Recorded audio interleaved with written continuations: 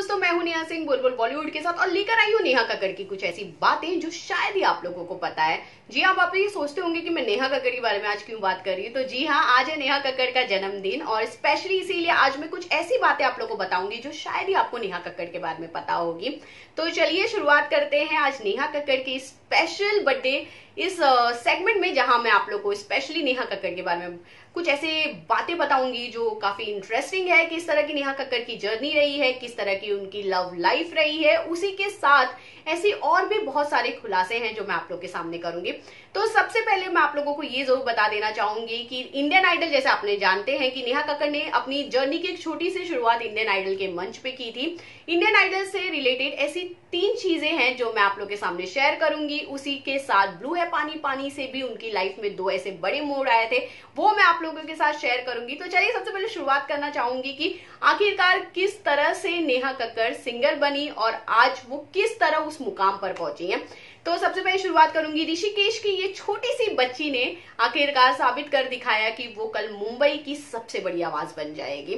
तो चलिए, जहां पे ऋषिकेश में जन्म हुआ था नेहा कक्कड़ का, एक मिडिल क्लास फैमिली से बिलोंग करती थी, जहां पे उनके पापा स्कूल के बाहर समोसा बेचा करते थे। मतलब उनके पापा कोई भी छोटे मोटे काम करते थे घर को चलाने के लिए, जहां पर ऐसी बहुत सारी चीजें थी जो नेहा को, सोनू कक्कड़ और टॉनी कक्कड़ को फेस करनी पड़ी थी। नेहा ने एक इंटरव्यू में बहुत साफ तौर पे कहा था, मुझे बहुत बुरा लगता था जब मेरे पापा सोनू के स्कूल के बाहर समोसा बेचा करते थे और सोनू को इस चीज के लिए काफी सारे उनके फैंस चिढ़ाया करते थे, जो मुझे बहुत ज्यादा बुरा लगता था। क्योंकि लोगों का काम चाहे जैसा भी हो, आप उन्हें छोटा या बड़ा नहीं कह सकते, क्योंकि वो अपनी फैमिली खुद चला रहे हैं। पापा ने मेरे लाइफ में बहुत सारे स्ट्रगल देखे हैं। सोनू हमेशा ही इस गाने को लेकर, मतलब भजन गाने को लेकर, वो हमेशा बाहर जाया करती थी। छोटी जगह वो जाकर एक तरह से भजन गाया करती थी, जिसे देखकर नेहा कक्कड़ बहुत ज्यादा इंस्पायर हुई थी और उन्होंने भी 4 साल की उम्र में उन्होंने भी भजन गाना चालू किया। जहां पर नेहा 100 रुपए में एक जगह जाकर भजन गाया करती थी। दोनों बहनों की ये जोड़ी बहुत पॉपुलर थी भजन गाने के लिए। पर क्या पता था, जो कल भजन गा रहा है आज वो बड़े बड़े सितारों की आवाज बन जाएगा। तो जी हाँ, चलिए शुरुआत करते हैं इस भजन से। किस तरह बड़े सितारों की आवाज बन चुकी है नेहा कक्कड़। उन्हें किसी की, अब एक तरह से मैं कह सकती हूँ, जरूरत नहीं है किसी आइडेंटिटी की, क्योंकि नेहा कक्कड़ अपने आप में एक बहुत बड़ा नाम है। तो चलिए शुरुआत करती हूँ, जहां पे नेहा कक्कड़ ऋषिकेश के बाद वो दिल्ली शिफ्ट हुई अपनी स्टडीज को लेकर। पर उन्होंने अपनी स्टडीज भी कंप्लीट नहीं की। जहां पे वो 11th स्टैंडर्ड में थी, वो अपनी स्टडी, जहां पे उनका फाइनल पेपर चल रहा था, उसी वक्त उन्हें 2006 में ऑफर आया था इंडियन आइडल से, जहां पे वो इंडियन आइडल में सिलेक्ट हो चुकी थी और उन्हें मुंबई शिफ्ट होना था।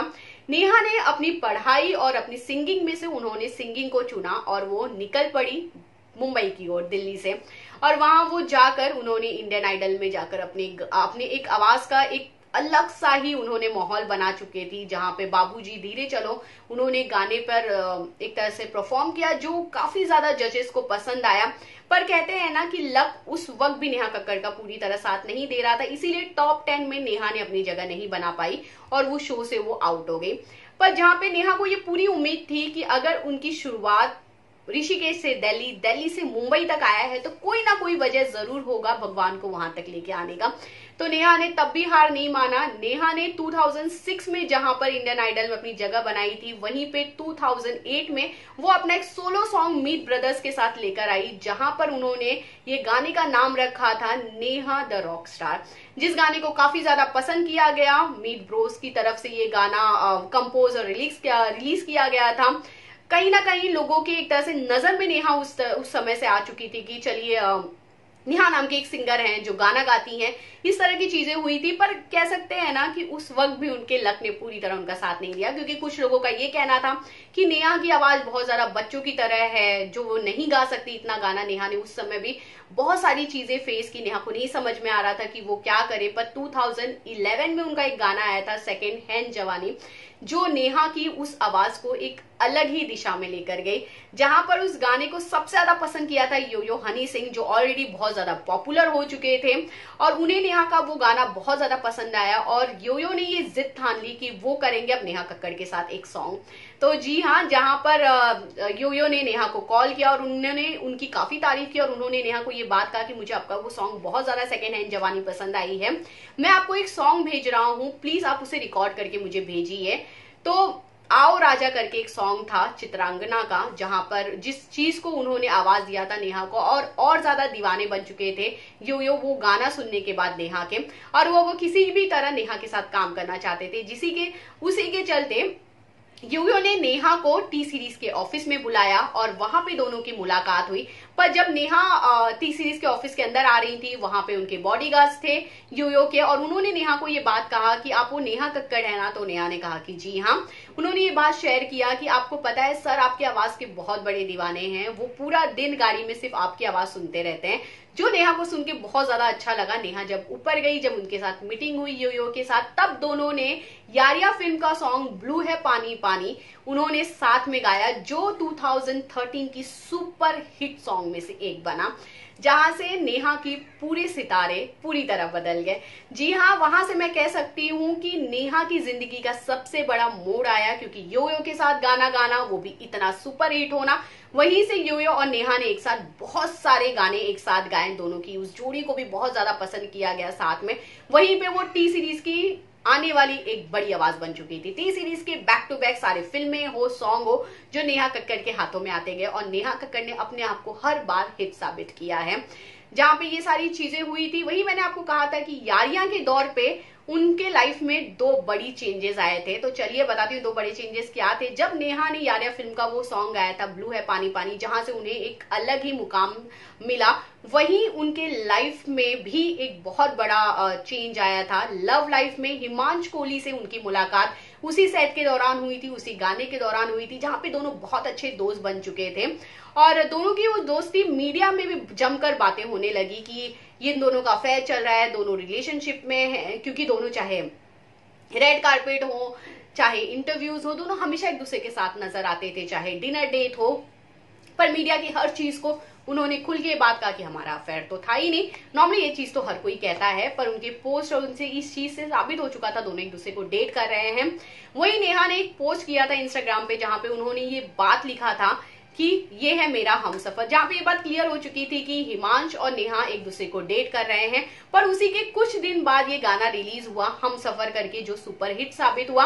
और ये गाना एक वजह और थी हिट साबित होने का, क्योंकि लोग नेहा और हिमांशु की जोड़ी एक साथ देखना चाहते थे कि आखिरकार दोनों जब साथ में काम करेंगे तो कैसे लगेंगे। इस गाने को बहुत सारा प्यार मिला, और इसी के बाद हिमांशु ने ये डिसाइड किया कि अब उस रिलेशन को वो मीडिया के सामने, जनता के सामने, फैंस के सामने खुलकर लेकर आएंगे। और उन्होंने इस पोस्ट पे लिखा और ये बात साबित किया। उन्होंने ये बात कहा कि अब तक मीडिया में जो भी चीजें चल रही थी वो सच चल रही थी, हम दोनों एक दूसरे को डेट कर रहे हैं, पर हम चाहते थे कि सही मौके पर हमने एक दूसरे को ये बात कहें, ये मीडिया के सामने ये बात लेकर आए कि हम एक दूसरे के साथ रिलेशनशिप में हैं बहुत ज्यादा, और बहुत जल्द हम इस रिलेशनशिप को आगे लेकर जाएंगे। जहां सनी के सॉन्ग के बाद दोनों, मतलब नेहा की लाइफ में ये दो बड़ी चीजें हुई थी। वही इंडियन आइडल की मंच की जो मैंने बात कहा था कि वहां पे भी तीन बड़ी चीजें नेहा के साथ हुई थी। तो चलिए बताती हूँ तीन बड़ी चीजें क्या थी। फर्स्ट चीज, 2006 में नेहा ने फर्स्ट ऑडिशन देने आई, जहां से नेहा ने ये बात मान लिया था कि अगर वो मुंबई तक आई हैं तो ये सफर छोटा नहीं बल्कि बहुत लंबा होगा। जहां उस सफर की शुरुआत हुई थी, वहीं जिस जगह पे उन्हें टॉप 10 में नहीं चुना गया था, जहां पर ये डिसाइड किया गया था कि नेहा कक्कड़ टॉप 10 में नहीं जा सकती है, आज वही नेहा कक्कड़ इंडियन आइडल को जज कर रही हैं। मतलब मानना पड़ेगा, जहां पे नेहा कक्कड़ की उस शो से उन्हें निकाला गया था, आज इस शो में कौन रहेगा ये नेहा कक्कड़ डिसाइड करती है। जहां ये दूसरी बड़ी चीज हुई थी, वही नेहा कक्कड़ के साथ एक और बड़ी चीज हुई थी इसी इंडियन आइडल के मंच पे। वो चीज ये थी कि हिमांशु कोहली ने नेहा कक्कड़ को इंडियन आइडल के मंच पे ही प्रपोज किया था शादी के लिए, और उन्होंने सभी के सामने उन्हें प्रपोज किया और अपने दिल की बात कहा कि वो नेहा से शादी करना चाहते हैं। नेहा, वो दोनों एक दूसरे से बहुत प्यार करते हैं। जहां पे इस चीज को खुल के हिमांशु ने इंडियन आइडल के मंच पे कहा, नेहा ने भी उस वक्त बहुत ज्यादा खुश थी, उन्होंने भी अपने प्यार का इजहार किया। बस उसी के बाद 3 महीने बाद एक बैड न्यूज आई कि दोनों एक दूसरे से हो चुके हैं अलग। नेहा ने अपने इंस्टा पे पोस्ट कर इस बात को क्लियर किया कि वो अब हिमांशु के साथ नहीं है, उन्होंने प्यार में धोखा खा चुकी। बहुत ऐसी चीजें थी जो उन्होंने मीडिया और इंस्टाग्राम पे पोस्ट करके उन्होंने ये बात कहा, पर हिमांशु इस बारे में कभी खुल के बात नहीं कहा है। हिमांशु ने एक इंटरव्यू के दौरान पे इस बात को साफ किया कि मैं नेहा से बहुत ज्यादा क्लोज था। जी हाँ, इस वक्त हम रिलेशनशिप में नहीं है, पर नेहा बेहतरीन सिंगर है, नेहा बहुत अच्छी इंसान है और मैं हमेशा चाहूंगा वो खुश रहे। और अगर मुझे कभी जिंदगी में प्रोफेशनली उनके साथ काम करने का मौका मिलेगा तो मैं जरूर करूंगा। और उसी के साथ जहां ये सारी चीजें हुई थी, वही नेहा को इस रिलेशनशिप से उभरने के लिए बहुत वक्त लगा। नेहा ने हिमांश को लेके काफी सारे सॉन्ग्स भी गाए, मतलब जहां पे उन्होंने इमोशनली उस चीज से अपने आप को कनेक्ट किया। मिले हो तुम हमको, जो गाना बहुत ज्यादा पॉपुलर हुआ था, ऐसा माना जा रहा था कि हिमांश की यादों में ही नेहा ने वो गाना गाया है। नेहा जब सुपर डांसर के मंच पर आई थी, जहां पे शिल्पा शेट्टी के साथ वो बैठी हुई थी, वहां पे भी नेहा ने एक गाना जब किसी ने गाया, तब नेहा ने उससे बहुत इमोशनली कनेक्ट होने के उन्होंने ये बात कहा कि पहले ये गाना मैं किसी और के बारे में सोच कर गाती थी, पर आज मेरी आंखों से आंसू नहीं निकल रहा है, इसलिए क्योंकि अब मैं उस इंसान को पूरी तरह भूल चुकी हूँ। नेहा ने उस मंच पे डिक्लेयर कर दिया कि अब हिमांशु उनकी लाइफ से पूरी तरह आउट हो चुके हैं। और नेहा ने, जैसे हम सब जानते हैं, वो अपनी गायकी में सबसे ज्यादा अपना ध्यान लगाती हैं। वो वापस टर्न टू अपनी गायकी में वो आ गई। और उसी के बाद नेहा ने बैक टू बैक, चाहे टॉनी कक्कर हो, सोनू कक्कर हो, इनके साथ मिलकर उन्होंने खुद का भी अपने बहुत सारे गाने बनाए। उसी के साथ बैक टू बैक बॉलीवुड में भी उन्होंने बहुत सारे गाने दिए हैं। जाते जाते आप लोगों को नेहा कक्कड़ के बारे में एक और दो इंटरेस्टिंग चीजें बताकर जाती हूँ। एक और चीज है जहां पे नेहा कक्कड़ ने एक इंटरव्यू के दौरान पे इस बात का खुलासा किया था। जब नेहा कक्कड़ इतनी बड़ी सिंगर नहीं थी, वो एक पार्टी में गई थी जहां पे बॉलीवुड के बहुत बड़े बड़े सेलिब्रिटीज आए थे। वहां पर नेहा कक्कड़ किसी से खड़ी होकर बात कर रही थी उस पार्टी में, और कुछ लोग उनके पास आए जो सेलिब्रिटीज ही थे, उन्होंने उनका नाम नहीं लिया। उन्होंने कहा, वो आते हुए ही उनके कद का मजाक उड़ाते हुए ये बात कहा कि अरे आप तो बैठी हैं, आप प्लीज खड़े हो जाइए। तो नेहा ने कहा, मैं खड़ी हूं। जिस चीज को लेकर, मतलब उनके कद को लेकर ये मजाक उड़ाया गया कि वो हाइट में बहुत ज्यादा शॉर्ट है। नेहा उस वक्त बहुत ज्यादा उदास थी, पर नेहा ने अपने मन में ये बात सोचा और उन्होंने ये बात कहा था कि जो आज मेरे कद को नाप रहे हैं, कल वो मेरी आवाज की ऊंचाई को भी नहीं माप पाएंगे। और उन्होंने कहा कि जो आज मेरा मजाक उड़ा रहे हैं, आज कल वही लोग मेरे पास आएंगे और ये बात कहेंगे कि काश आप मेरी फिल्म में एक गाना गा दीजिए और इन्हीं लोगों की आवाज मैं बनूंगी। और नेहा ने इस बात को साबित किया। और नेहा ने वो कहा कि आज मेरे कद चाहे जितना भी छोटा हो, पर मैंने मुकाम बहुत लंबा पाया है, मेरी आवाज बड़ी लंबी है, शायद उसकी ऊंचाई कोई नहीं माप सकता है। और जिन लोगों ने नेहा की मजाक उड़ाया था, आज नेहा उन्हीं की आवाज बन के, मैं कह सकती हूँ एक तरह से बॉलीवुड में धमाल मचा रहे हैं। तो नेहा का ये जिद कहूं या नेहा की ये एक तरह से लगन कहूं, पर नेहा ने हर तरह अपने आप को साबित किया है। उसी के बाद जाते जाते एक और चीज मैंने आपको कहा था, 2 चीज बताऊंगी। लास्ट चीज ये है कि जहां नेहा भजन कीर्तन गाने का सिर्फ 100 रुपया लिया करती थी, आज वही नेहा स्टेज पे जाने का 5 लाख और एक गाने को रिकॉर्ड करने का 15 से 20 लाख लेती हैं। तो जी हाँ, ये थी नेहा कक्कड़ की काफी लंबी जर्नी थी, बहुत स्ट्रगल वाली जर्नी थी, पर नेहा को मानना पड़ेगा कि नेहा ने जिस चीज को सोचकर वो मुंबई आई थी, आखिरकार उससे कई ज्यादा नेहा ने कर दिखाया। उसी के साथ सोनू कक्कड़ और नेहा हो या टॉनी कक्कड़ हो, ये तीनों भाई बहनों ने अपने आप को कहीं ना कहीं पूरी तरह साबित किया है। उसी के साथ नेहा कक्कड़ काफी इमोशनली भी हैं, काफी इमोशन एक तरह से उनका झलक जाता है। बहुत सारे मंच पे आपने देखा होगा नेहा काफी रोते हुए नजर आती हैं, क्योंकि नेहा की आदत है, वो जब भी माँ की बात होती है, प्यार मोहब्बत की बात होती है, नॉर्मली बहुत ज्यादा रो देती हैं। वो नहीं समझ में आता है कि भावुक हो जाती हैं वो, कि मैं किस तरह रिएक्ट करूं या क्या करूं। पर नेहा रियल लाइफ में भी बिल्कुल वैसी ही हैं, उन्हें बहुत जल्दी रोना आ जाता है, क्योंकि उन्होंने लाइफ में, वो कहती है कि मैंने लाइफ में इतना सब कुछ देखा है कि जब भी मैं ये चीजें करती हूँ तो शायद मैं उस इंसान से कनेक्ट कर पाती हूँ।